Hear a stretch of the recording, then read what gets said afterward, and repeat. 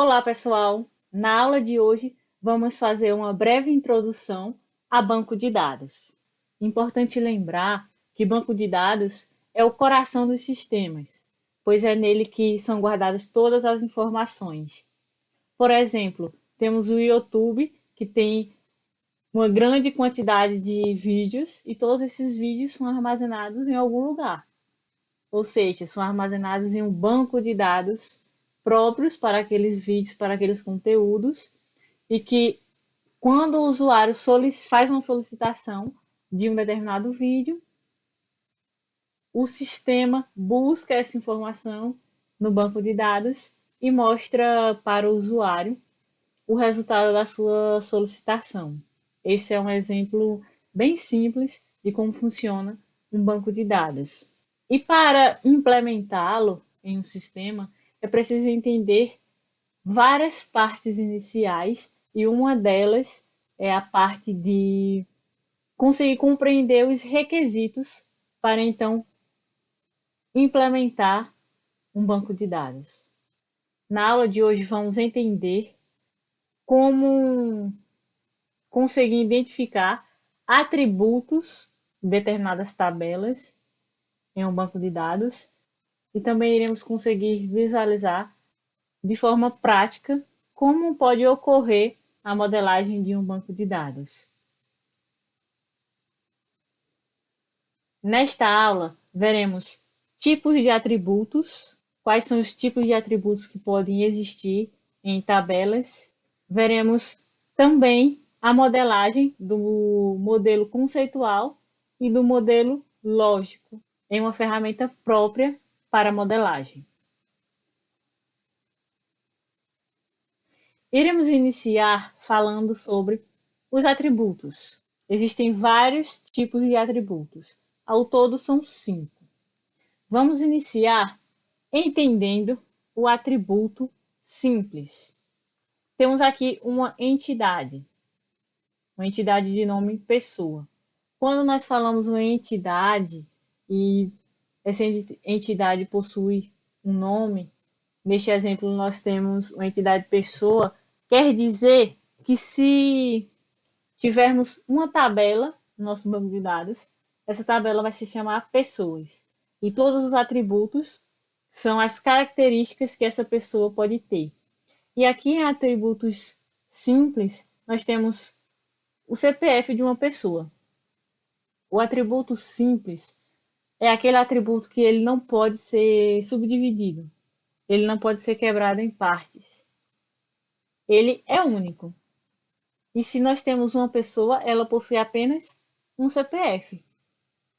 E esse CPF não pode ser de forma alguma dividida em outras informações. É apenas o número do CPF e fim. Por isso que esse dado ele é considerado um atributo simples. E em seguida nós temos o atributo composto.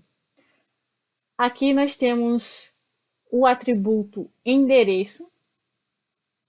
Um atributo composto é aquele que pode ser dividido em partes menores e o atributo endereço ele pode ser dividido em 3 atributos menores, sendo cidade, rua e número. Ou seja, pode existir uma decomposição desse atributo endereço para que a gente consiga ter mais informações sobre ele. É desta forma que funciona este atributo. E em seguida, nós temos o atributo monovalorado. Uma pessoa, ela tem uma data de nascimento. E uma data de nascimento possui apenas um valor. Por isso que a data de nascimento é um atributo monovalorado. Não existe uma pessoa com 2 datas de nascimento, apenas uma. Por isso que este atributo é caracterizado como monovalorado. E quando falamos de atributo multivalorado, podemos dizer que uma pessoa ela pode possuir vários números de telefone. Pode ter 1, 2, 3, diversos números de telefone.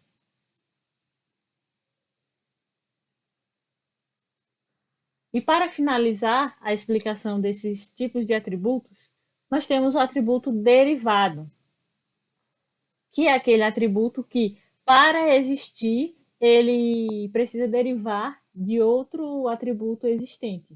E aqui nós temos como exemplo o atributo idade. Uma pessoa, ela tem uma idade. E para que ela tenha uma idade, essa idade precisa ser derivada da data de nascimento. A partir da data de nascimento, nós conseguimos chegar à idade de uma pessoa. Por isso, temos aqui o atributo idade como um atributo derivado, pois ele deriva de outro atributo existente em pessoa. E são esses os 5 tipos de atributos que podem ser utilizados. Agora que vimos essa pequena parte teórica, vamos entender como funciona a modelagem dos dados utilizando essa entidade e como fazer a representação desses atributos em uma ferramenta de modelagem de banco de dados. A ferramenta que iremos utilizar se chama BR Modelo. O link dessa ferramenta vocês irão conseguir encontrar no nosso material de texto e também nas referências bibliográficas no final da nossa aula. Essa ferramenta é bastante utilizada nesse processo de modelagem do banco de dados. Nesta interface, nós podemos criar entidades e adicionar atributos. Vimos anteriormente como os atributos funcionam em uma entidade. E vamos entender aqui como fazer a modelagem desses dados.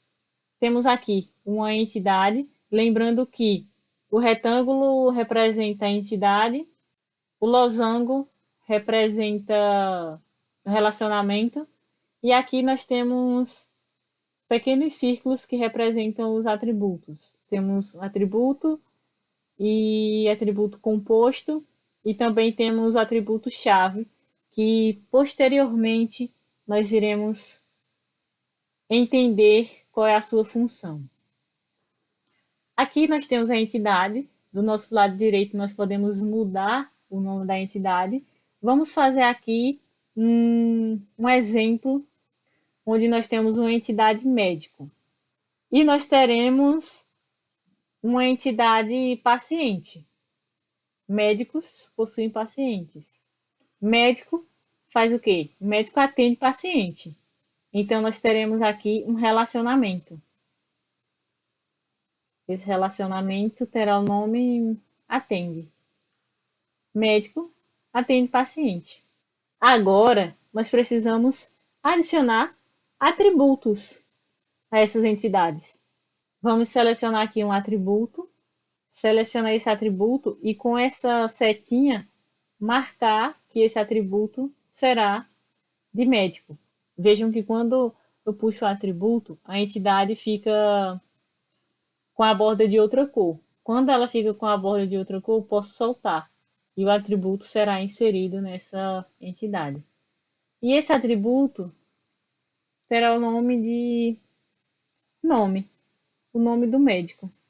Outro atributo para o médico pode ser o código CRM.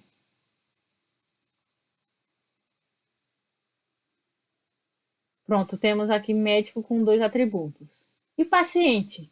Que tipo de atributo o paciente pode ter? Pode ter o atributo nome,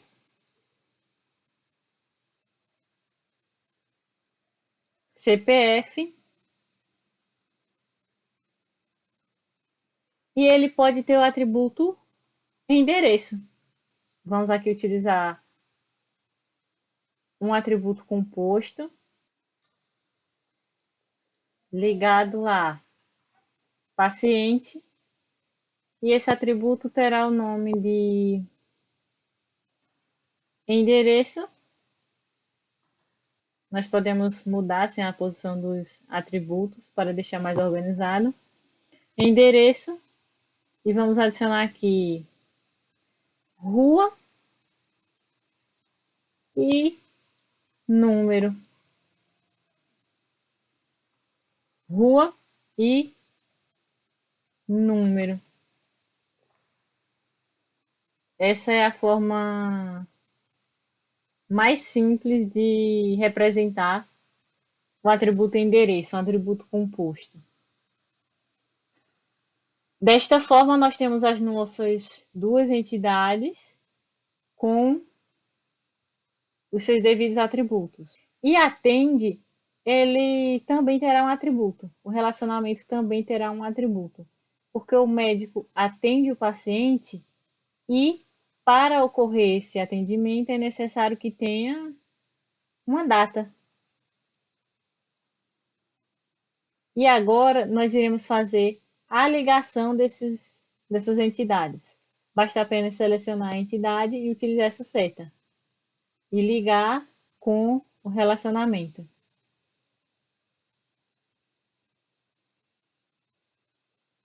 Desta forma, nós temos as nossas entidades definidas com seus atributos e temos um relacionamento entre elas.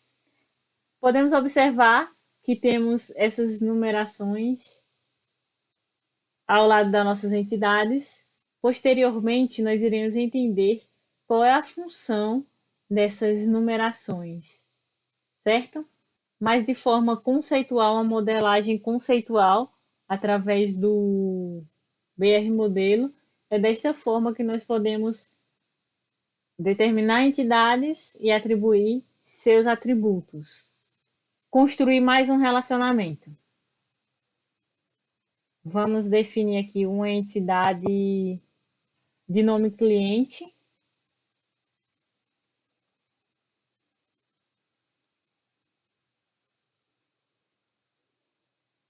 Teremos um relacionamento cliente e a outra entidade de nome produto. O nosso relacionamento terá o nome de compra.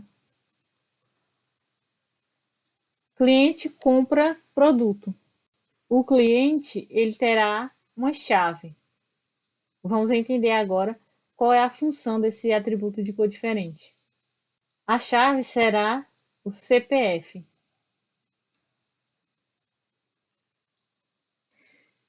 Esse atributo de cor diferente se chama chave primária. Quando iniciarmos a modelagem lógica, vocês irão entender melhor. Mas essa chave, ela funciona como o identificador de toda essa tabela. Temos uma entidade cliente, ou seja, uma tabela cliente, e ela terá um identificador.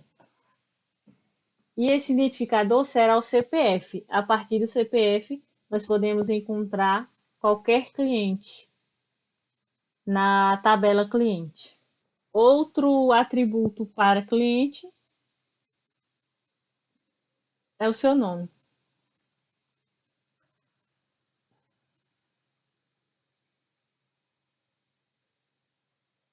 E produto também terá uma chave, que é o seu identificador, que é o código do produto.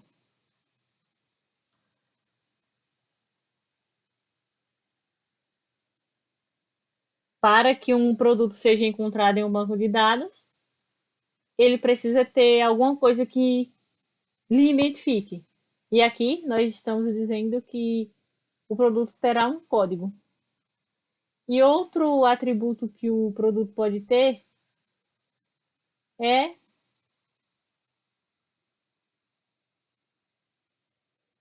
nome. E para finalizar, vamos adicionar um atributo de nome descrição, onde terá a descrição desse produto. Pronto. Agora vamos efetuar o relacionamento, onde essas numerações são chamadas de cardinalidade e nós iremos entendê-las nas nossas próximas aulas. O foco agora é entender como determinar uma entidade e como atribuir os devidos atributos.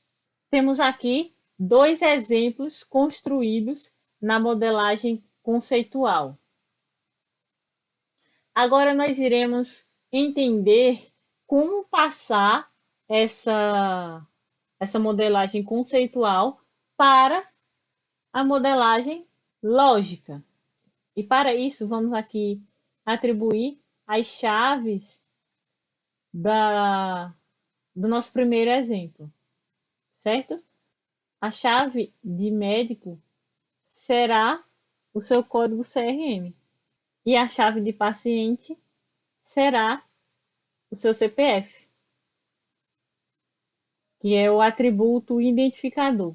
Pronto, temos aqui os dois exemplos conceituais prontos e nós iremos entender como passar esses modelos para o modelo lógico. Observem atentamente esses exemplos. Estamos aqui na nossa interface do BR Modelo. Temos aqui o nosso modelo conceitual que acabamos de criar na nossa aula 1. Vamos criar agora uma nova modelagem. Precisamos escrever o título dessa modelagem e agora será uma modelagem do tipo lógico. Antes, criamos uma modelagem conceitual, agora será lógico. Pronto, estamos aqui no nosso ambiente de modelagem lógica. Anteriormente, citei que cada entidade representa uma tabela. Desta forma, temos aqui duas tabelas. A primeira tabela terá o nome médico, pois nós iremos transformar aqueles exemplos do modelo conceitual para o modelo lógico. E a segunda tabela terá o nome paciente. Agora, nós precisamos representar aqui os atributos que essas entidades possuíam. O médico, ele possuía um código CRM. E para adicionar esse dado aqui na tabela, nós iremos adicionar a coluna. Vamos escrever qual era o nome do atributo. E aqui, nós vamos determinar qual é o tipo desse dado. É inteiro, pois o código se trata de uma numeração. Será do tipo inteiro. E esse atributo era o identificador da nossa entidade. E aqui nós temos PK, que representa a nossa chave primária, que representa o nosso identificador. Por isso, precisamos selecionar. Agora basta apenas salvar. Vejam que o dado foi adicionado na nossa entidade e ele possui essa identificação, que esse atributo ele é a chave primária. Agora, para adicionar um novo dado, vamos adicionar coluna. E o médico ele tinha o atributo nome. Nome é um caractere, é um string. Para isso, vamos utilizar o tipo varchar. E aqui nós iremos definir quantos caracteres podem ser escritos.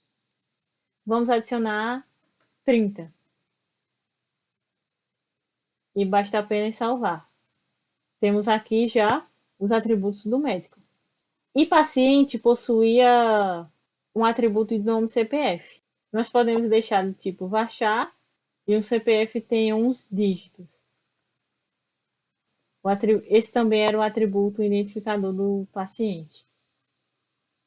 Em seguida, nós temos o nome do paciente, do tipo varchar. Vamos atribuir aqui uma quantidade de 30 e salvar. E o paciente também tinha endereço, do tipo varchar. Vamos adicionar aqui sem e salvar. Sabemos que o endereço ele é tipo composto, mas a representação aqui na modelagem lógica ocorre desta forma. Quando formos para a modelagem física, nós iremos entender melhor como trabalhar com esse atributo composto. Pronto, desta forma, temos a entidade médico e a entidade paciente. E existia um relacionamento entre eles. E esse relacionamento, que era o relacionamento atende, tinha um atributo. Com isso, vamos ter aqui uma nova tabela de nome atende e ela irá receber o código do médico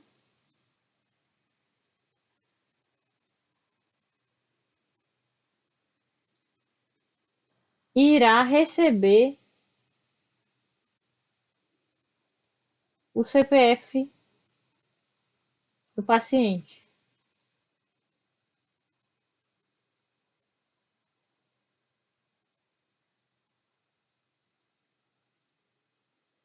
E essa tabela atende, ela também tinha um atributo, que era data, do tipo date.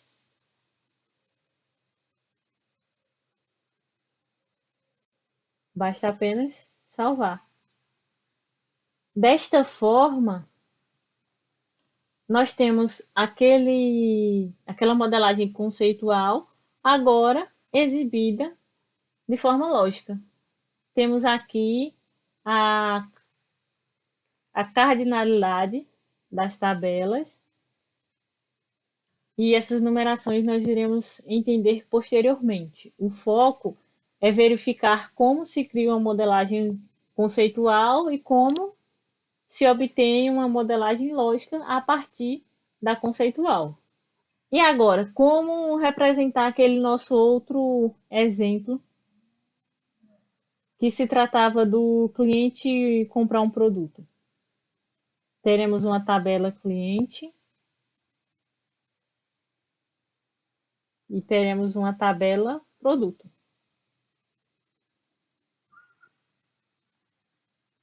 E cliente possuía CPF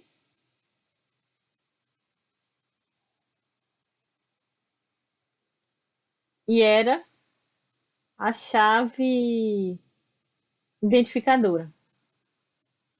E paciente também tinha nome.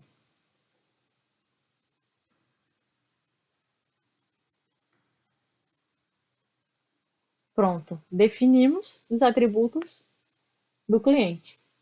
E produto? Produto tinha o código do produto,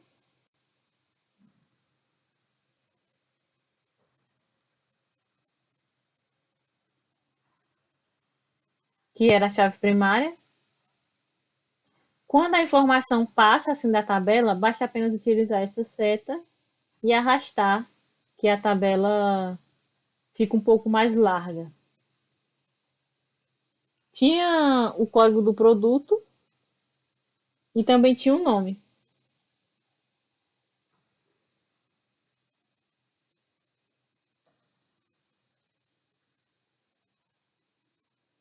E para finalizar, o produto também tinha a descrição,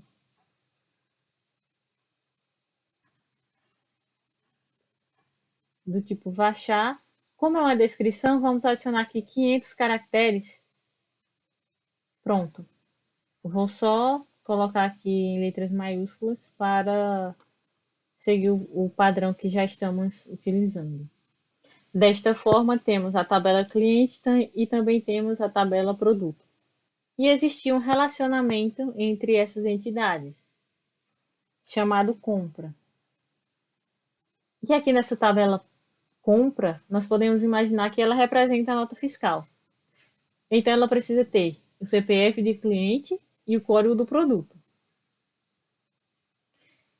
Quando nós adicionamos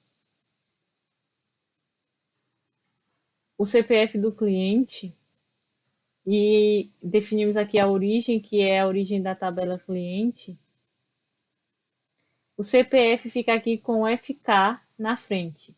Isso significa que se trata de uma chave estrangeira, ou seja, é uma chave primária que tem origem em outra tabela.